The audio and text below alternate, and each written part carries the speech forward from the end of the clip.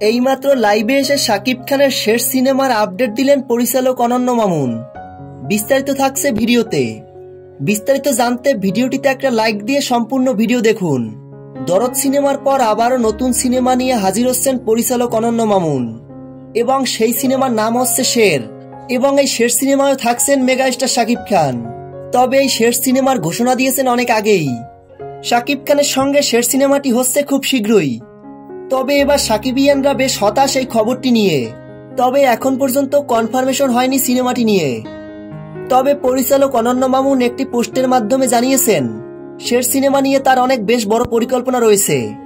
এমনকি তিনি আবারও বিদেশি কোনো নায়িকাকে এই শের সিনেমায় ইনভলভ করবেন, এবং এই শের সিনেমাটি দরদ সিনেমার থেকেও বিগ বাজেটের হতে চলছে।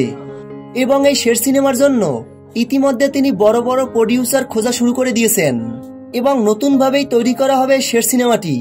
শের সিনেমাটির গল্প একদম ইউনিক, দর্শকদের হৃদয় টাচ করার মতো একটি গল্প, এমনটাই বলেছেন পরিচালক অনন্য মামুন।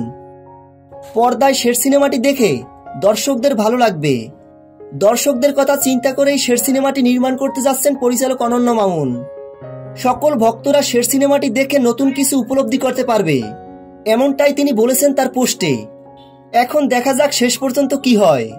তবে অনন্য মামুন তার নিজের কাজের প্রতি আরো বেশি গুরুত্ব দেওয়া উচিত। প্রিয় সাকিবিয়ান ভাই ও বোনেরা, আপনাদের কি মনে হয়? ভিডিও নিচে কমেন্ট বক্সে কমেন্ট করে জানিয়ে দিন।